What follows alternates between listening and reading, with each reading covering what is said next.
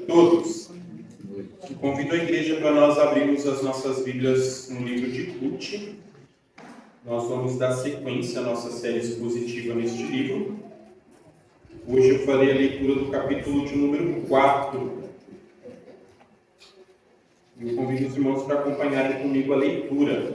Enquanto os irmãos localizam o texto, eu informo as crianças que passarei a elas hoje algumas ilustrações. Pretendo não esquecer, crianças, como eu esqueci semana passada. E os pais, depois em casa, terão a oportunidade de fazer bom uso do desenho que as crianças fizerem para no culto doméstico explicar para elas a mensagem de hoje. Queridos, nós vamos dar sequência a essa série expositiva. O nome dela é Redenção nos Campos do Senhor. É um título de um livro escrito pelo pastor Emílio, falando a respeito do livro de Ruth, e nós vamos pensar um pouquinho a respeito da forma como o nosso Deus, ele redime e trabalha a nossa vida. Convido vocês para acompanharem comigo a leitura. Ruth, capítulo de número 4, nós vamos hoje do verso 1 até o verso de número 8. Eu peço que os irmãos acompanhem comigo a leitura. O texto diz assim: Enquanto isso, Boaz subiu à porta da cidade e sentou-se exatamente quando o resgatador que ele havia mencionado estava passando por ali. Boaz o chamou e disse: Meu amigo, venha cá e sente-se. Ele foi e sentou-se. Boaz reuniu 10 líderes da cidade e disse: Sentem-se aqui. E eles se sentaram. Depois disse ao resgatador: Noemi, que voltou de Moabe, está vendendo um pedaço de terra que pertencia ao nosso irmão Elimeleque. Pensei que deveria apresentar-lhe o assunto na presença dos líderes do povo e sugerir-lhe que adquira o terreno. Se quiser resgatar esta propriedade, resgate-o. Se não, diga-me, para que eu saiba. Pois ninguém tem esse direito a não ser você, e depois eu. Eu a resgatarei, respondeu ele. Boaz, porém, lhe disse: No dia em que você adquirir as terras de Noemi e da Moabita Ruth, estará adquirindo também a viúva do falecido, para manter o nome dele em sua herança. Diante disso, o resgatador respondeu: Nesse caso, não poderei resgatá-lo, pois poria em risco a minha propriedade. Resgate a você mesmo. Eu não poderei fazer. Antigamente, em Israel, para que o resgate e a transferência de propriedade fossem válidos, a pessoa tirava a sandália e a dava ao outro, quando assim oficializavam os negócios em Israel. Quando, pois, o resgatador disse a Boaz: Adquire-a você mesmo, tirou a sandália. Queridos, vamos orar neste momento, pedir para que o Espírito Santo de Deus nos dê entendimento e clareza na exposição da palavra. Senhor Deus, ó Pai, somos gratos, Senhor, pela Tua palavra que é viva, que é poderosa, que fala, Senhor, ao nosso coração. Somos gratos a Deus pela bênção que é poder nos reunir e poder ouvir a Tua voz através da Tua Escritura. E nesse instante, ó Pai, o nosso clamor é por entendimento da Tua palavra. Ó Pai, abre os nossos olhos para que possamos ver a riqueza presente na Tua verdade e trabalha, Senhor, o nosso coração através da Tua palavra para que possamos, ó Deus, crescer em graça diante do Senhor. Que seja, ó Pai, o Teu Santo Espírito a fortalecer a nossa fé, a nos conduzir realmente por um caminho de arrependimento, ó Pai, para que possamos viver uma vida digna do Senhor. Que seja o Teu Santo Espírito, Pai, a nos encorajar para que possamos trilhar a nossa caminhada cristã de tal forma a glorificar o Teu santo nome. Que Tua palavra, Senhor, nessa noite nos transforme, nos molde para sermos mais e mais parecidos com o Senhor Jesus. Fala com o Teu povo, ó Pai, nos dirige nesse instante. Assim oramos, em nome do Senhor Jesus, ó Pai, fazemos esta oração. Amém.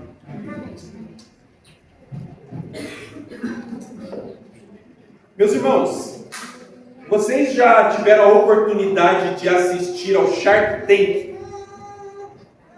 Não sei quantos de vocês conhecem esse programa, mas o Shark Tank, ele é um programa onde empreendedores, eles têm a oportunidade de apresentar os negócios deles diante de vários empresários, e a ideia é ir ali para conseguir desses empresários investimento. Eles vão lá e falam, eu fiz tal coisa, criei tal programa, criei tal produto, e eu quero de vocês, né, o valor para que eu possa investir, possa crescer, possa lucrar, possa expandir, possa fazer com que o meu negócio ele vá para frente. Então é um programa bem curioso, bem interessante. Quem gosta de finanças, quem gosta de ver essa parte do mundo dos negócios, costuma assistir. Às vezes ele tira da gente boas risadas, mas traz também o entendimento de como que esse mundo dos negócios ele funciona. E é um programa, então, que por muitas vezes a gente vê muitos investimentos sendo alavancados, mas é um programa também onde a gente vê pessoas recebendo um forte não diante da proposta de investimento que está sendo feito. E é interessante a gente olhar para esse texto aqui, meus irmãos, porque, de certa forma, ele é o Shark Tank acontecendo na palavra do nosso Deus. Boaz, ele está diante de um investidor e ele vai apresentar um produto, o terreno. E ele quer vender o terreno. Só que, nessa venda, assim como a gente vê, por exemplo, no Shark Tank, existem várias e várias circunstâncias presentes ali nessa negociação que, como nós veremos, vai atrapalhar o processo. Só que diferente dos investidores que vão no Shark Tank e saem de lá frustrados quando eles recebem um não, no caso de Boaz, para ele é uma situação de muita alegria ter o negócio apresentado ali sendo negado por aquele que poderia ver isso como investimento. E nós vamos ver isso hoje, vamos pensar um pouquinho a respeito do que essa situação ela pode ensinar para a nossa vida. Semana passada nós estudamos o capítulo de número 3, Ruth, e nesse capítulo é o momento ali onde Noemi, de uma maneira bem astuta, ela faz um plano para que através dele, Ruth, ela possa fazer uma proposta de casamento para Boaz. E nós vimos que o plano deu certo, a proposta funcionou, Boaz aceitou, porém Boaz ele apresentou uma situação que complicava a realização e a conclusão desse casamento. Ele disse, olha, realmente eu sou o resgatador, eu posso ser aquele que pode contrair casamento com Ruth e solucionar o problema da viuvez dela, trazer para ela segurança, trazer para ela descanso, mas existe outro parente que ele está, digamos, na fila, e ele tem a preferência antes de mim. E a gente precisa, então, lidar com toda essa situação. E Boaz, então, depois de ter um encontro com a Ruth ali durante a noite, ele despede ela e ele fala, olha, eu vou sair para resolver toda essa situação. De manhã, ele falou, nós veremos tudo isso. E o nosso texto, então, ele inicia falando que enquanto Ruth e Noemi estavam conversando lá sobre tudo o que aconteceu, tudo o que passou-se, né, pela noite ali, enquanto isso, Boaz ele sai da eira e ele sobe a porta da cidade e ele se assenta ali naquele lugar. Queridos, Boaz fez uma promessa para Ruth. Ele falou, olha, na hora que amanhecer, eu vou resolver essa situação. E saia o sol, meus irmãos, aquilo que ele prometeu, ele vai atrás, ele não perde tempo, ele vai ali para resolver a situação. É muito interessante pensar que Boaz aqui, ele nos lembra muito Cristo agindo realmente em nosso favor. Alguém que não mede esforços e que prontamente vai para agir em favor do seu povo.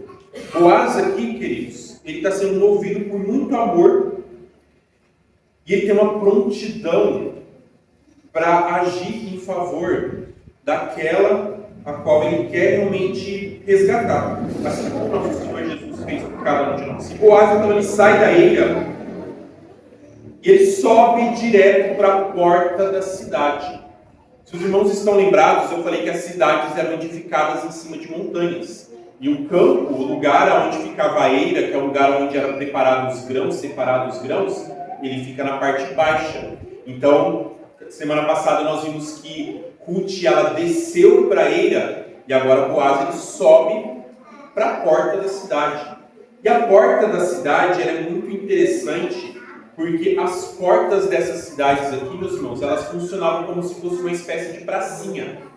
Pracinha de cidade de interior. Não sei se você já foi para a cidade de interior, mas na praça da cidade de interior acontece tudo. Né? Ali se fica sabendo das coisas, é ali que às vezes acontecem algumas negociações, é ali que o povo fofoca. Então a vida da cidade, geralmente ela acontece em torno da pracinha. E aqui, meus irmãos, a entrada da cidade, ela funcionava como se fosse essa espécie dessa pracinha. Ela era um lugar assim mais amplo, tinha os assentos ali onde o pessoal podia se reunir, e era a entrada da cidade. Então, para você entrar ou sair da cidade, você tinha que passar por essa porta de entrada. E eu quero pedir, então, para as nossas crianças começarem o desenho delas. Crianças, não esqueci de vocês vão começar desenhando a porta de uma cidade.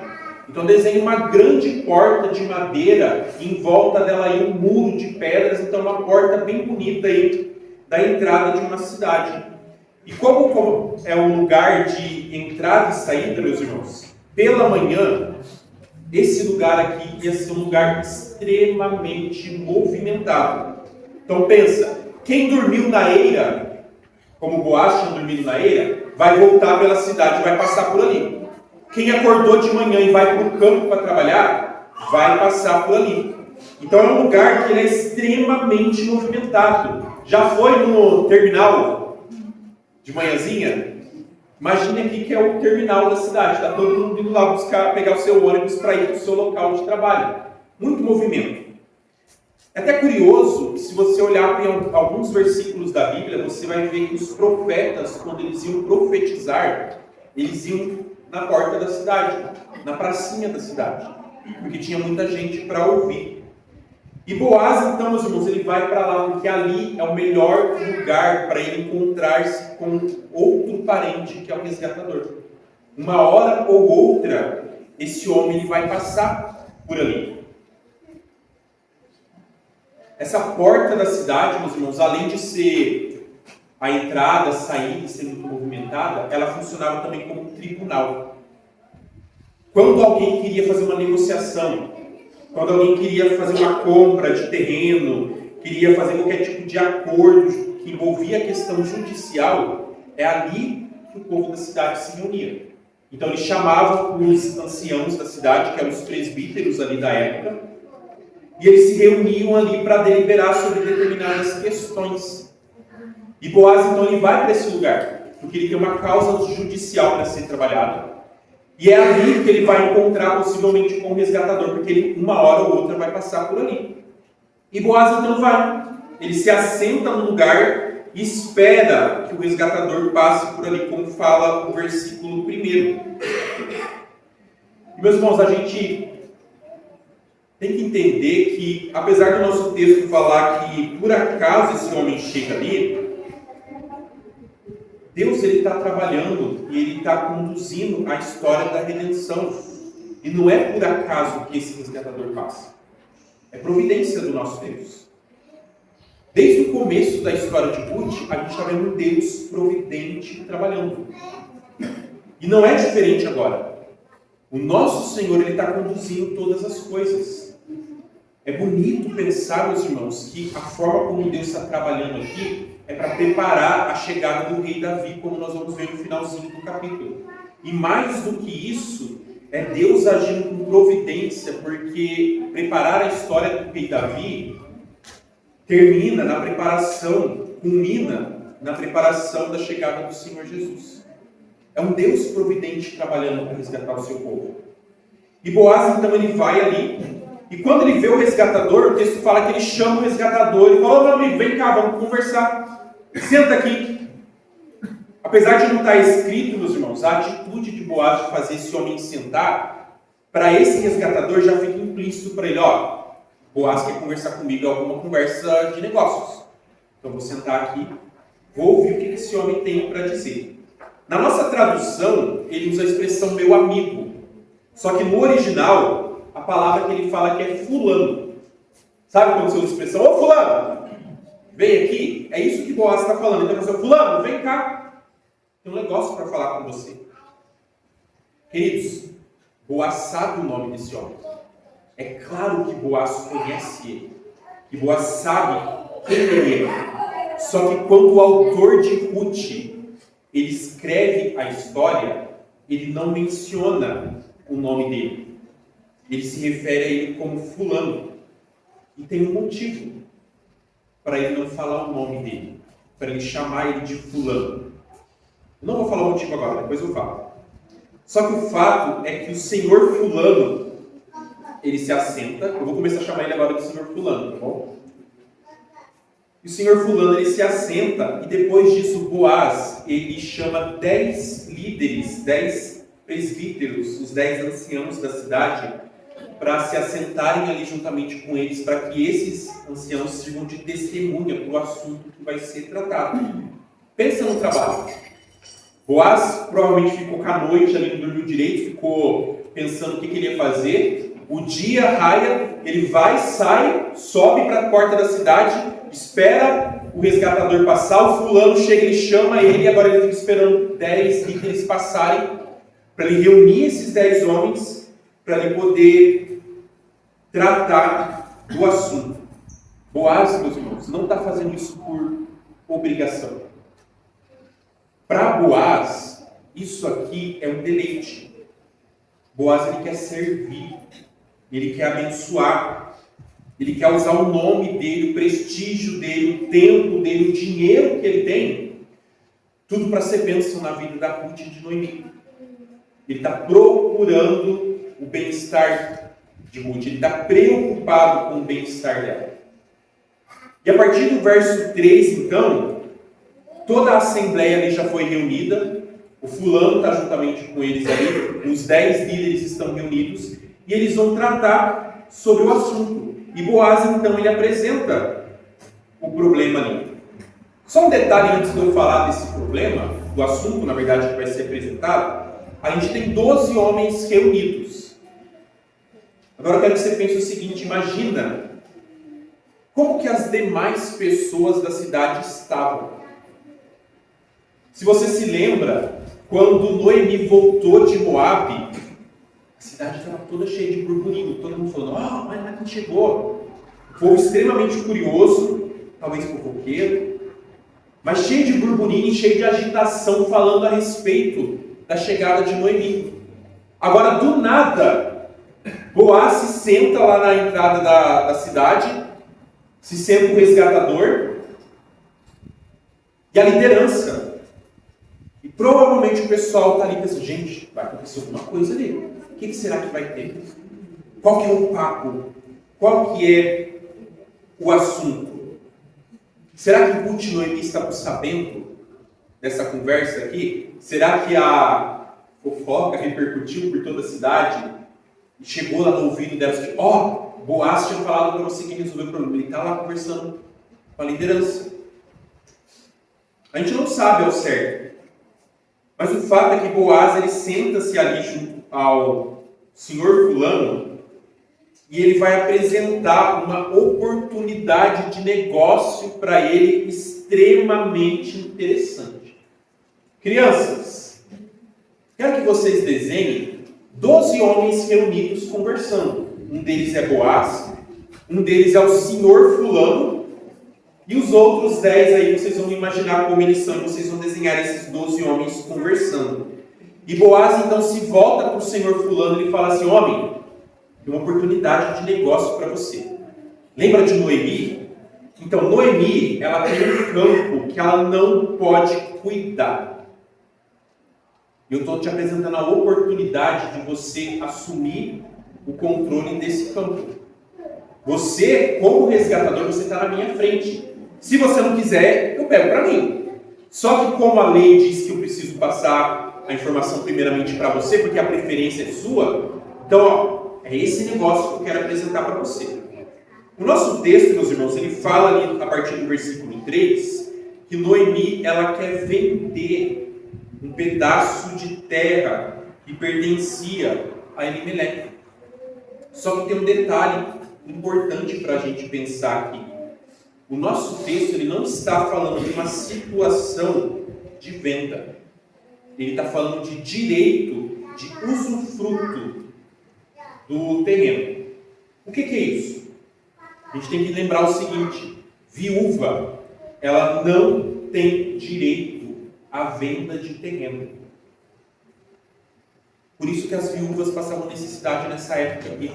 Por quê? Se o marido dela morre, o terreno não é dela. O terreno é do filho do marido. O filho dela também, mas é do filho do marido. Se ela não tem filho, vai ser da filha, por causa do pai, não por causa da mãe. Se eles morrem sem filhos, não passa para a viúva, passa para o parente mais próximo. Então a viúva, ela não tem direito à terra. Se ela não tem direito à terra, por isso existem outras leis para que se cuide da viúva. Então a Noemi não pode vender. Ela não tem o direito de fazer essa venda. Lá em Números 27, se você fizer a leitura da primeira parte dele, ele vai falar a respeito disso. Então qual que é a proposta aqui? Esse homem ele é um desses parentes próximos. Então a proposta é, olha, existe um terreno que era de Elimeleque, marido de Ruth, deveria ser passado para os filhos dele, mas os filhos morreram. Então o terreno vai ser passado para um parente. No caso, o senhor fulano.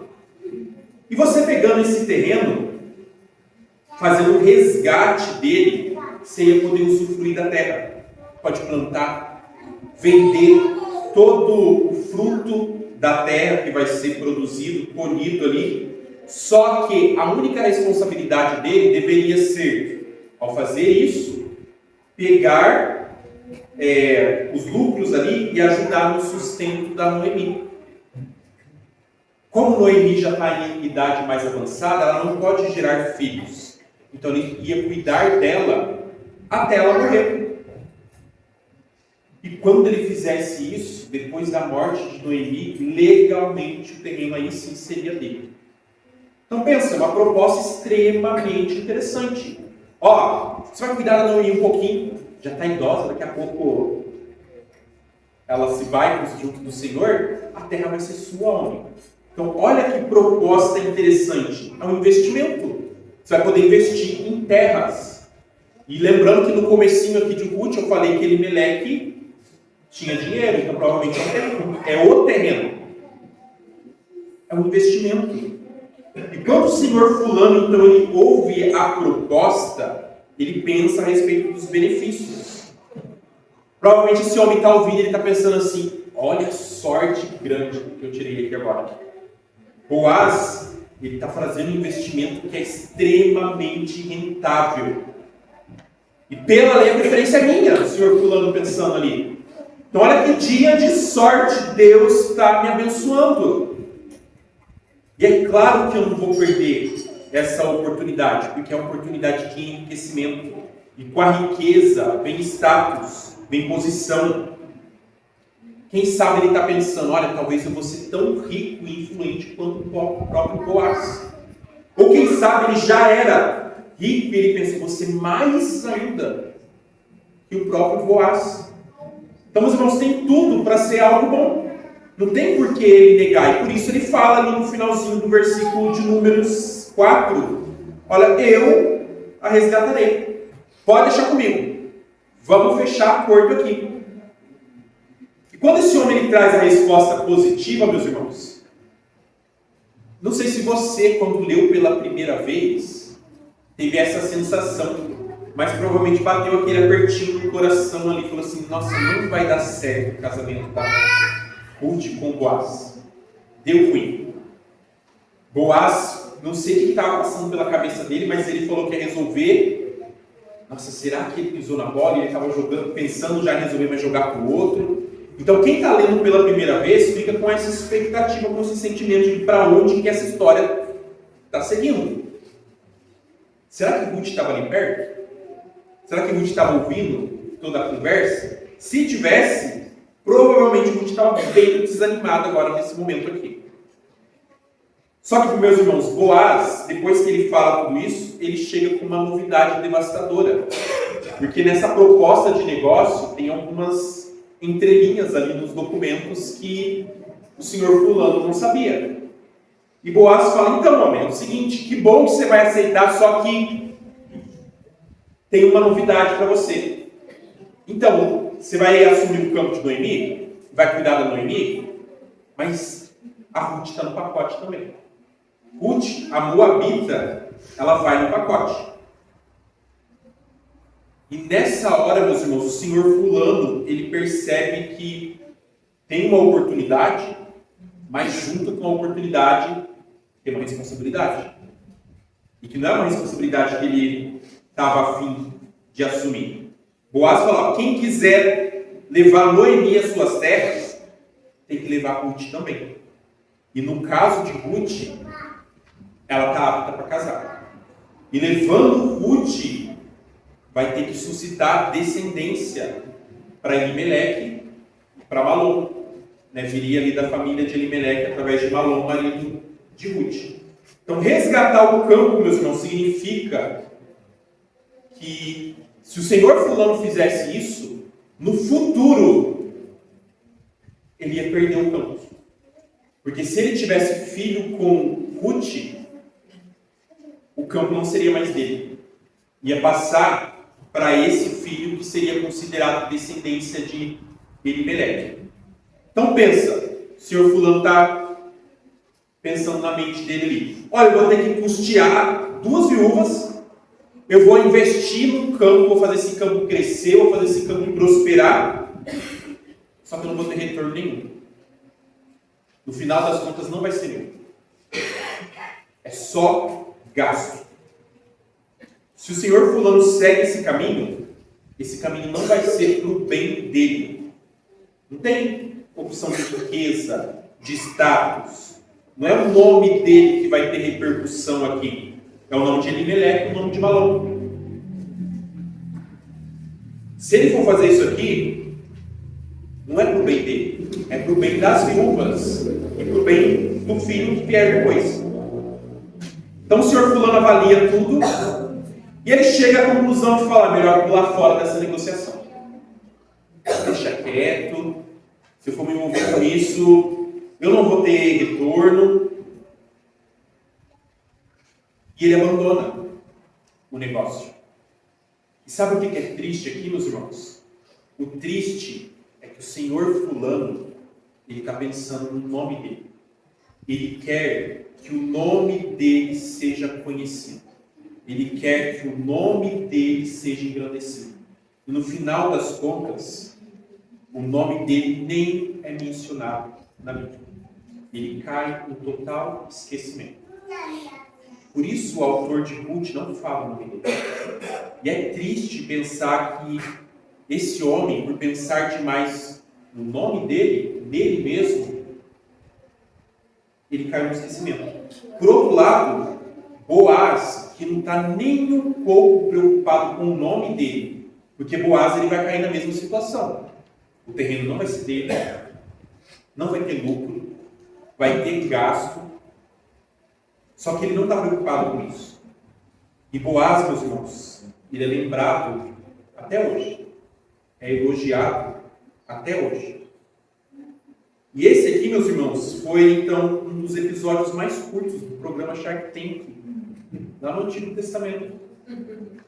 E foi apresentado então uma negociação diante de 10 testemunhas, só que o senhor fulano não quis comprar a ideia.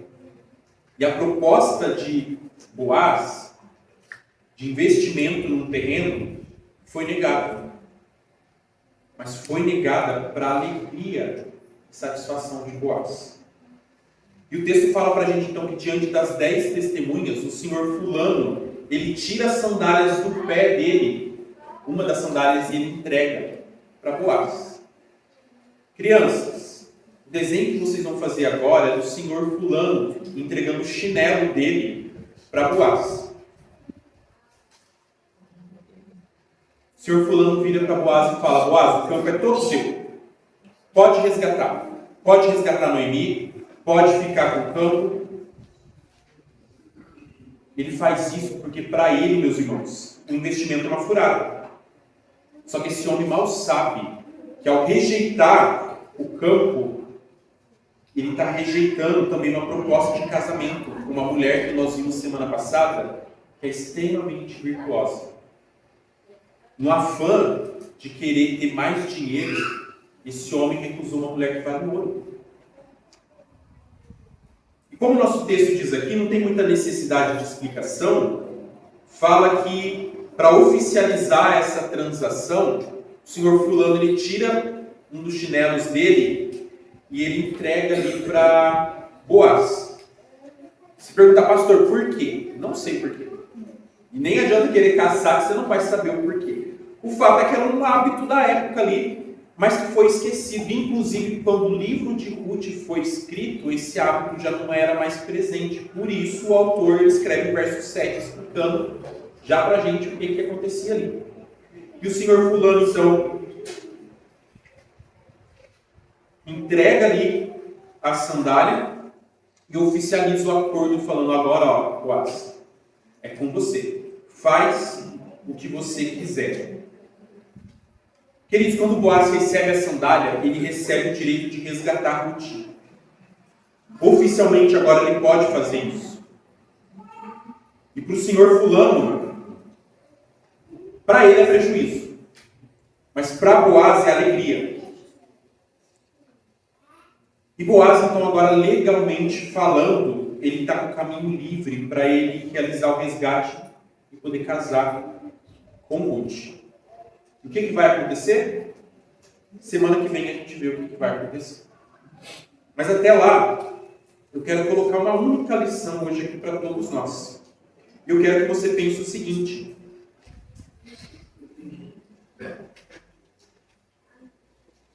a gente precisa aprender, meus irmãos, o preço que o amor redentor ele tem. Assim como o senhor fulano, muitos de nós, a gente tem aprendido a medir todas as coisas. Antes de agir, nós calculamos. A gente sempre pensa, será que vale a pena? O que é que eu ganho com isso? E medir as coisas, fazer essas perguntas, pensar no que a gente ganha, meus irmãos. Isso é algo que o nosso coração, sendo um coração natural, ele faz. A gente pensa nos benefícios, a gente pensa a respeito do custo, a gente avalia se vai ser bênção, a gente pensa se vai ser produtivo para todos nós. Crianças, o último desenho que vocês vão fazer aí é de 2 corações. Um deles é um coração cheio de moedas, escrito eu dentro do coração. Então desenha um coração cheio de moedas, escrito eu. E no outro coração você desenha uma cruz, e esse coração cheio de pessoas. Então 2 corações, um com moedas, escrito eu, e outro com uma cruz cheio de pessoas. Meus irmãos, as crianças estão desenhando esses corações. E o fato é que, por muitas vezes, o nosso coração é esse primeiro coração. Está cheio de moeda, que tem um belo e grande eu escrito dentro dele. Sabe por quê? Porque no fundo do nosso coração, por muitas vezes, o maior investimento nosso é sempre a gente mesmo. Nós temos um amor muito grande pelo nosso nome. A gente quer preservar a nossa imagem, a gente quer preservar o nosso conforto, a gente anseia por reconhecimento, a gente ama ser lembrado. A gente quer ser lembrado como uma pessoa boa, uma pessoa equilibrada, uma pessoa sensata. E é irônico pensar que o senhor fulano, ele quis também preservar o nome dele. E no final das contas ele acabou sem nome algum. Meus irmãos, se você vive para salvar o seu próprio nome, você vai perder ele. Boaz, Eu já falei isso, Boaz ele aponta para alguém muito maior, que é o próprio Cristo. Ele que é o nosso verdadeiro Redentor. Meus irmãos, Cristo, ele não mediu preço. Cristo, ele viu a nossa ruína e ele não olhou assim, vai ser muito caro. Melhor abandonar. Não fez isso. Ele olhou para a nossa ruína, ele viu qual que ia ser o custo do resgate, mesmo assim, o Senhor Jesus caminhou para a cruz. Enquanto isso, o senhor fulano aqui, para não perder, ele recuou. O nosso Cristo, ele avançou para perder. E assim, meus irmãos, ele ganhou a gente para Deus. E o Evangelho, então, ele nada mais é do que um chamado para todos nós, para a gente viver um caminho não de conveniência, mas um caminho de graça. É Deus falando assim, você precisa servir, você tem que amar, você tem que se doar. Não porque é vantajoso, não porque tem benefício, mas porque Cristo, ele já deu tudo. Então quero que você pense aí, hoje, você tem deixado de fazer alguma coisa por medo de perder? Quantas vezes você deixa de visitar alguém, algum irmão, porque meu dia está cheio demais? Quantas conversas a gente evita porque a gente pensa, vai ser desconfortável, vai ser demorada, eu vou ter que perdoar? Quantos trabalhos na igreja, quantos ministérios a gente abandona porque a gente pensa assim, eu já dei demais, já foi demais, já me desgastei demais. Quantas pessoas a gente deixa de acolher porque a gente pensa, vai dar trabalho? Quantas vezes, meus irmãos, a gente prefere o silêncio do que o envolvimento? Uma palavra. Quantas vezes a gente prefere uma distância ao invés de cuidado, uma indiferença ao invés de compaixão? Sem perceber, meus irmãos, por muitas vezes nós agimos que nem o senhor fulano.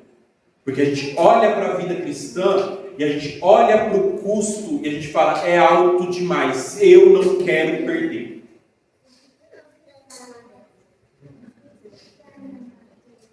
Queridos, a gente calcula, porque a gente quer proteger o próprio nome, o nosso conforto, o nosso eu. E a gente teme o custo que o amor ele exige de nós. Só que Cristo, meus irmãos, ele chama cada um de nós para a gente ir para um caminho totalmente diferente. Então, que ao olhar para esse texto aqui, você possa ser incomodado para você olhar para o seu Redentor e pensar, o meu Senhor Jesus não poupou tempo, ele não ficou preocupado com a reputação, nem com a própria vida, ele se deu por completo, por mim. E que ao olhar para isso, você possa lembrar o quanto você foi amado e que isso possa te empurrar para você entender que eu preciso parar de calcular o preço das coisas. E eu preciso parar de medir e servir, amar, entregar.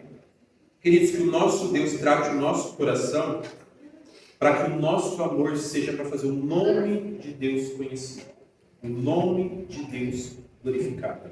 Não é o nosso nome que vai aparecer. Ele nunca vai aparecer. É o nome de Cristo que tem que ser exaltado. Que seja assim, queridos, na nossa caminhada. Vamos orar neste momento? Senhor Deus, Pai amado, Senhor, nós te louvamos pela Tua palavra que de uma maneira tão graciosa, Pai, confronta o nosso viver e nos lembra, Pai, que significa trilhar a caminhada cristã. Senhor, por muitas vezes, a nossa vida tem sido conduzida como a vida desse senhor fulano.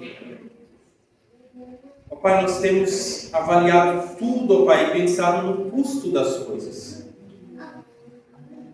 E, ó Pai, por muitas vezes nós fazemos aquele discurso que o viver é Cristo, morrer é lucro. Mas por muitas vezes, ó Pai, o viver não é o Senhor Jesus. O viver envolve nós mesmos. E morrer significa um horror para muitos, ó Deus, que têm medo de perder muitas coisas. E, ó Pai, nós clamamos para que o Senhor trate o nosso coração. Ó Pai, que essa obra que o Senhor realizou lá no passado, nos campos ali de Belém, trazendo redenção para corações carentes da Tua graça, que essa mesma obra, Deus, ela seja presente na nossa vida hoje, no campo do nosso coração. Ó Pai, que possamos ser trabalhados de tal forma a entendermos que devemos viver como o Senhor Jesus. Ele, ó Pai, que não mediu esforços, que se entregou completamente a Deus, por amor à sua igreja. De igual forma, Pai, nós possamos viver uma vida de entrega. Ó Pai, nos ajude a olhar para as coisas não pensando, ó Deus, o quanto isso vai nos custar, mas que sejamos, ó Pai, movidos pelo amor do Senhor para servir, para amar e nos dedicar. Isso, ó Pai, comece nos nossos lares, comece com nossos cônjuges, comece, ó Pai, com cada filho, e que, ó Pai, que isso se estenda para o corpo, para a igreja, para cada irmão, ó Deus. Que possamos, ó Pai, servir com dedicação e com alegria. E que o nosso coração esteja, Deus, dedicado a imitar o Senhor Jesus. Que haja em nós realmente um amor abnegado. Que haja em nós um desejo, ó Deus, de colocar o outro acima de nós mesmos. Que possamos, ó Deus, sinceramente, ó Deus, viver esse evangelho, viver, ó Deus, e desfrutar dessa graça, de tal forma a glorificar o nome do Senhor, porque é o nome do Senhor, ó Deus, que importa ser elevado. É o nome do Senhor que deve ser conhecido. Ó Pai, que o Senhor Jesus cresça, que a gente realmente seja diminuído a cada dia. Para a honra e glória do teu santo nome, nós oramos por isso, ó Pai. Amém.